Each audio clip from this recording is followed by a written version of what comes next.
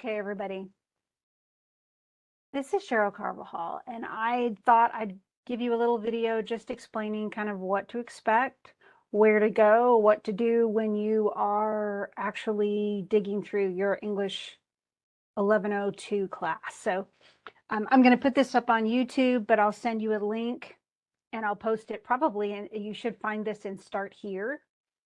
And that way you'll know kind of how to navigate the course, the kinds of things I'm going to expect, all that kind of stuff. So if you could just bear with me for about 10 minutes, I'll walk you through everything that is going to make up the class, show you where to find all the materials you need, and kind of give you an idea, a rundown of kind of what's expected and what the calendar is going to look like this semester.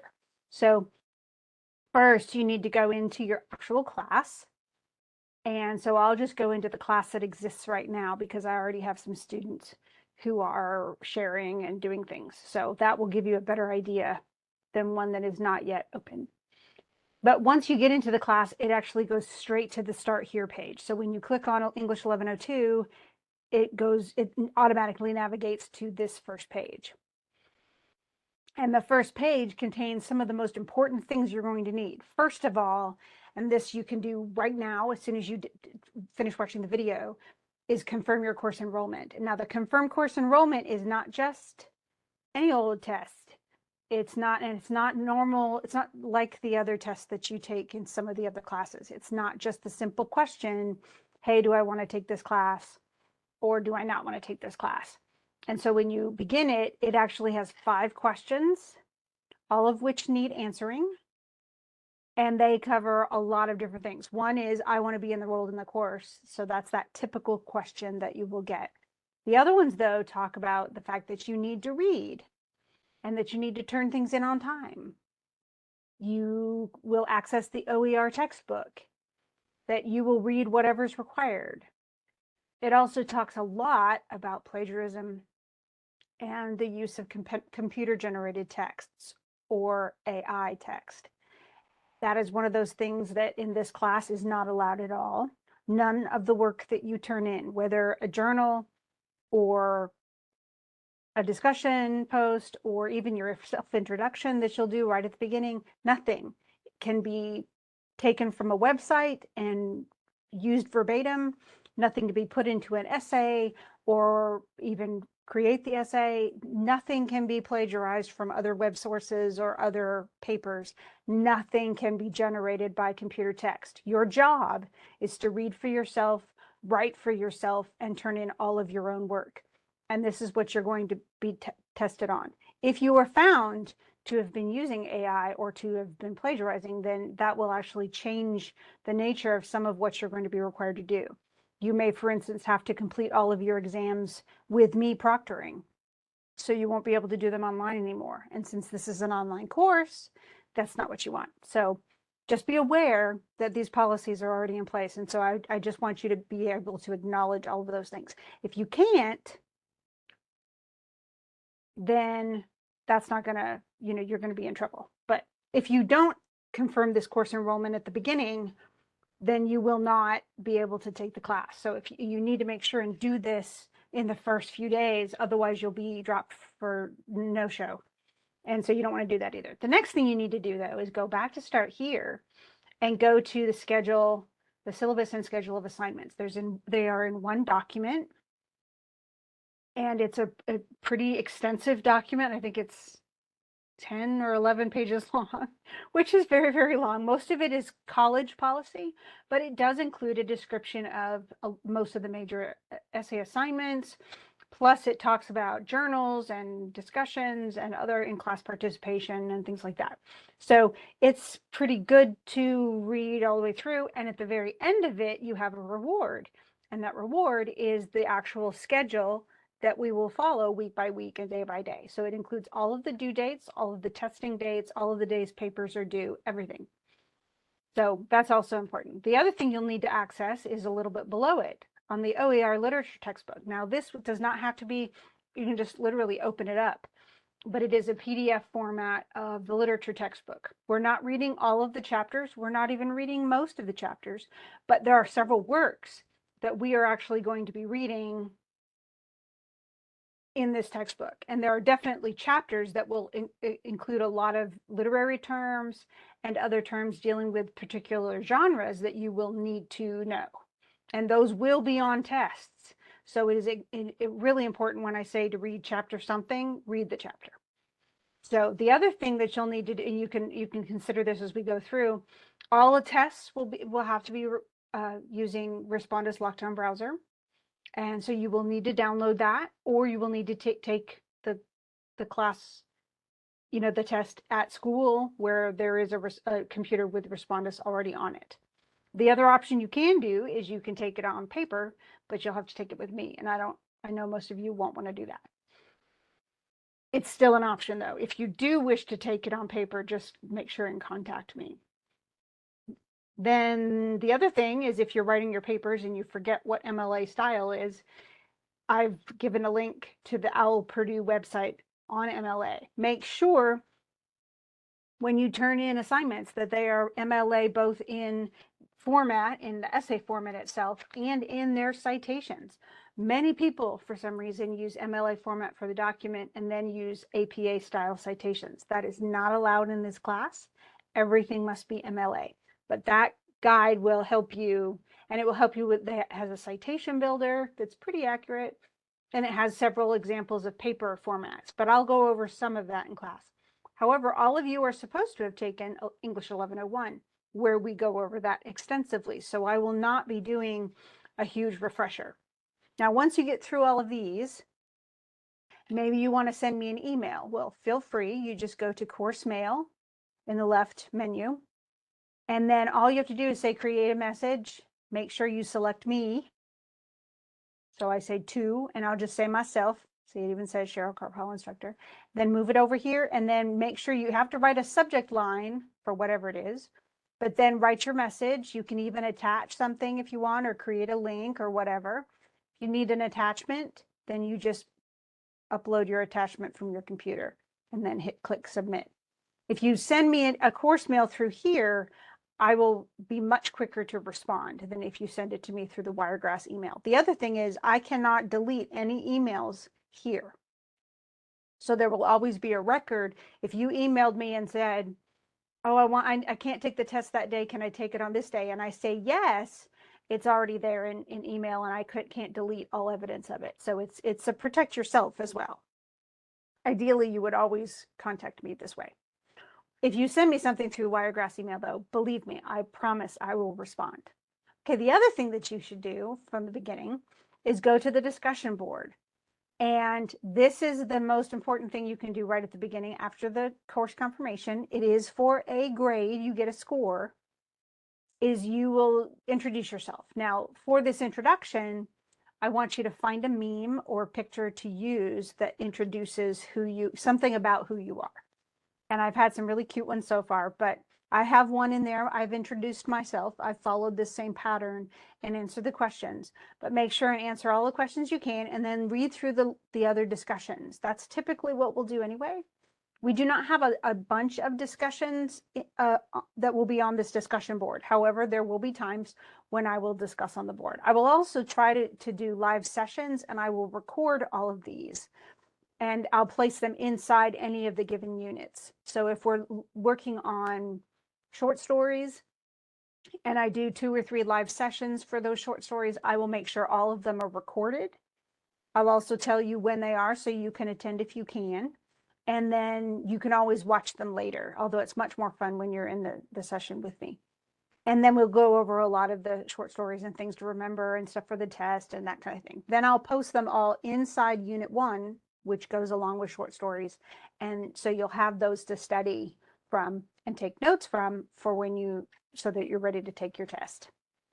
Then we get to the actual lesson. So I place the OER textbook there again. And I think let me put the student preview on so that you can actually see things the way that they look to you. Because I have all these extra things and I don't want you to feel like, I don't want you to be confused. So when you get to lessons, you're going to see 3 units beyond the OER textbook. That textbook, again, is available in Start Here, and it's available here. You're going to be accessing it maybe 4 or 5 times in the semester. and reading chapters from it, most of your readings are actually going to be in the module. So this is Unit 1 fiction. This is where we'll start with the short stories. You'll notice at the very, after this top part where it says what you need to do, it has a whole schedule of assignments for Unit 1. This is verbatim taken, I mean, it's word for word, copied over from the syllabus. So, and it covers, essentially, it shows you where it's going to start, you know, what day does it start and when does it end. Now, this one starts a little bit earlier, so your schedule's slightly different, but it's all set. We have all of the stories you're going to need to do, all of the journals that are due, every due date's there, including all the way at the end of this section where September 22nd, that class is taking exam 1, and then the 25th they have to turn in a fiction essay. So all of these dates are here. I will also send you reminders every week telling you, hey, remember, this is what's due this week. But if you want to work ahead, that is completely fine. Everything is open. So well, not the tests are not open, but everything in each unit is open. So literally, if you wanted to just read all of the short stories this weekend, I wouldn't suggest it, but if you did, then you could absolutely do that and write your journal. The journals come with specific questions about each work. Make sure for you to get full credit on these journals, you need to answer the questions. If you don't know the answer to the questions, that's okay, but you need to take a stab at it and show me from the text that you read, show me where it says what you think, you know, where your interpretation came from. That's all I ask. I don't ask you to be right. I just ask you to answer the questions. So make sure and do those each. Do not fall behind, because as you fall behind, it will get really, really hard to catch back up because there's a lot of reading. And it won't end once we get through the short stories. Each journal here has pretty much a short story that it's focused on. And then there might be certain questions that go with, you know, the ideas that we're covering that week that I may ask you on those journals. So just keep that in mind. To find the journals, you just go into journals, and they have every single one of them with the link provided. And then once you click onto it, it comes with the specific questions that will say, this is what I want you to ask, this is what I want you to answer, and then I'll grade it based on that. Okay. See, let's go back. And so out of the journal, so those journals pretty much fill up most of the weeks that we're covering a particular unit, okay? You need to make sure the questions are not the same each time. So make sure that you really read the questions and then you answer it. You can always go back into it. You don't have to click on the journal and submit it immediately. You can absolutely use the questions to help guide you as you're reading. Then once all those journals are complete and we've discussed all of them, whether in live sessions or in videotaped lectures, then we probably about a little over half of the way through the unit, maybe 3 or 4 weeks in, I will ask you specifically, okay, give me an idea of what you want your topic for your paper to be. In the first essay, for instance, there are 2 options. So they have the prose comparison, where you take 2 stories and you select both 2 stories that kind of talk about the same theme. And then you look at how the 2 stories deal with the theme differently. You kind of compare them and contrast. The other possibility is that you actually use one of the stories as inspiration and write one of your own short stories, and then explain kind of why you made the story the way you did, why did you pick the setting that you did, and think about all of the short story elements, and then discuss, not only are you giving me your full short story, but then you're giving me a full essay explaining how you created your short story. So those, you can choose either option, but I will at some point say, please tell me what topic you think you're going to do. And then that's the kind of topic, unless you change it, and you'll need to notify me, that's the topic I'm going to expect to see when you turn in the paper. Papers will need to be MLA format. These do not have to have citations, although if you're comparing 2 short stories or you're using another short story as inspiration, I would like you to cite those, but you don't have to have outside sources for it. And then if you ever get weird about MLA and you think, I can't remember any of it, you can, every single unit At the bottom, it has MLA lessons. There are 4 lessons that kind of help you go back through and review MLA format. These are not required, but if you turn in a paper that doesn't have MLA format, they will be required for you to continue. So it's definitely one of those things you want to avoid if you can, but you will do them if you have to, if you can't remember MLA, because MLA is going to be required for these papers.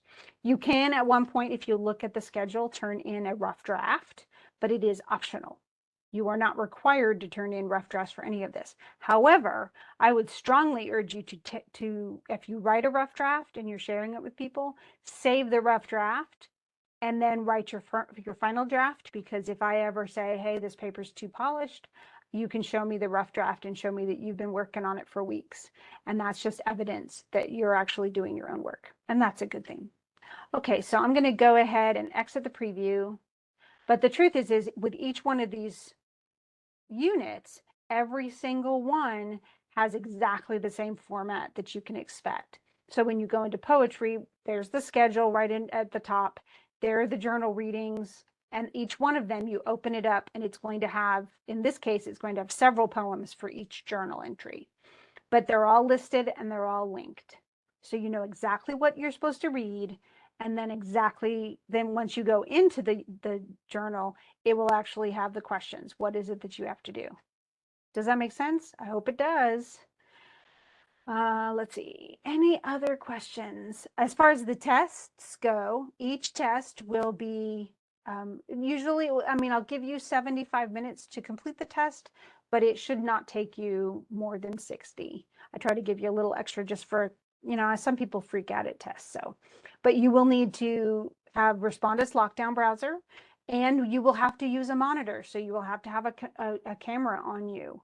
Otherwise, it will not allow you to take the test. You will need to be able to show your face. You need to not look at a phone, not use outside sources. You are to come in and just totally take the test without notes or without any help whatsoever. Most of the questions are going to be multiple choice or matching, but I pretty much every single test will have at least one essay question. And you'll need to know enough, you'll need to know these stories and their characters well enough to discuss them in a meaningful way. If you mess up and put the wrong name down, but I know which one you're talking about, are you going to lose points? Nah. I don't expect you to memorize everything. And I will not do a matching where you have to match author to title of the story or something like that. The main thing is that you understand the reading of each story, or at least by the end of the unit, you understand each one. We're not going to look into just symbolic meanings. I really want you to enjoy the literature. So feel free, as part of your journal, tell me which ones you really liked and which ones you didn't. Because if a lot of people in class really like a story, I'll make sure and use it again. And if they don't, then I'll make sure not to use it again, unless I really love it, which is not likely actually. But typically, just know that there are going to be, with any given story or poem or work, you're going to have people who love it and people who hate it, and people are somewhere in the middle. So, but make sure you read. Do not take the exam at the end of a unit without having read everything, because the test will ask you, unless I specifically note a story that will not be covered in the test is going to cover every story that we read and every poem that we read. So make sure to read all of it. And if you read it each week, you will not fall behind, and it's not going to be a tremendous amount of work. If you get behind, it will be a tremendous amount of work to catch up. Anyway, I hope you enjoyed the video. Hope it was helpful. If you do have questions, please send them to me.